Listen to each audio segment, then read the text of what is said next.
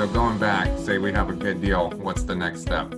Right. So you actually, well, actually, just getting back to your original question, the next step is to tie it up and blah, blah, and all that kind of thing. But what you're interested in is raising money, right? That's what we want to talk about. So the other thing that you had said, interestingly, is that you had a hesitation investing with somebody online, right? It's like your confession. You know what? I want to raise money online, but I'd never do it myself. I'm not a sucker like that. All right. So this is what happens, Clayton. Seriously, that at the end of the day, you cannot raise $100,000 from anybody online. Nobody is going to send you a check like that without meeting you, without talking to you, without you actually converting them from being a prospect to being an investor. You do have to do that. It's what makes raising money for real estate fundamentally different than selling a $20 widget, right, online. And there's a lot of other things that go on.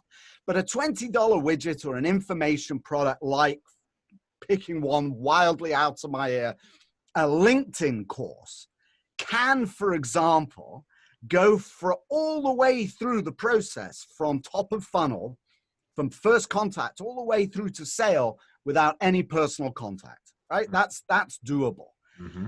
But a $100,000 check isn't. What a digital marketing or content marketing strategy does for you, though, is that it predisposes prospects to want to invest with you before you actually have that content.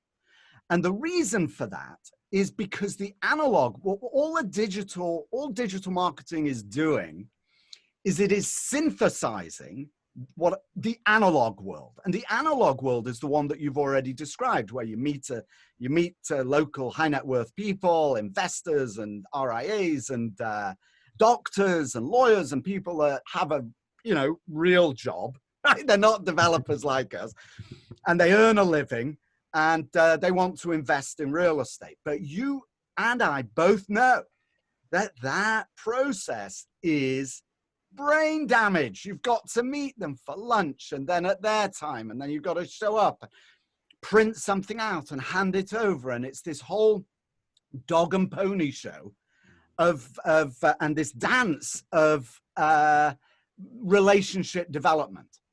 Trust me on one thing. I like to say this. Trust me, I'm a doctor, right? You don't want to do that because it's time consuming, painful, and inconvenient, right? You've got your real job is finding good deals and executing on them, not raising money. But as painful as it is for you, trust me on this, it's painful for investors as well. And before the 2012 Jobs Act allowed it to happen this way, you had to meet them in person. You had to have a relationship. There was also, before technology allowed it. Now, I pull up my phone here.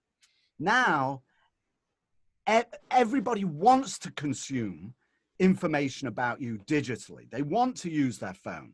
They don't want to meet you just as much as you don't want to meet them.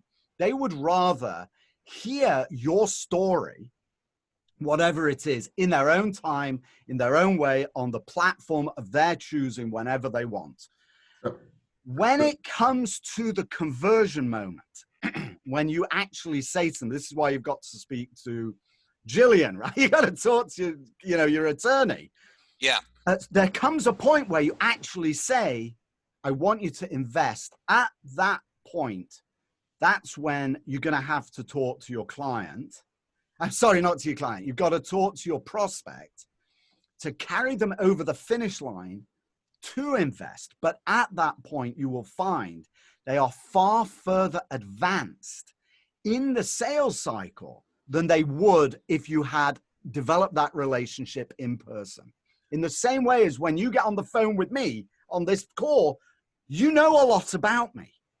You know what I do. You know how I think. You've heard me talk, I don't know how many times. You've read my stuff. So we have a relationship. It's one way. but it's much easier. You can do the same thing, and it's much easier to convert somebody when they've been through that process.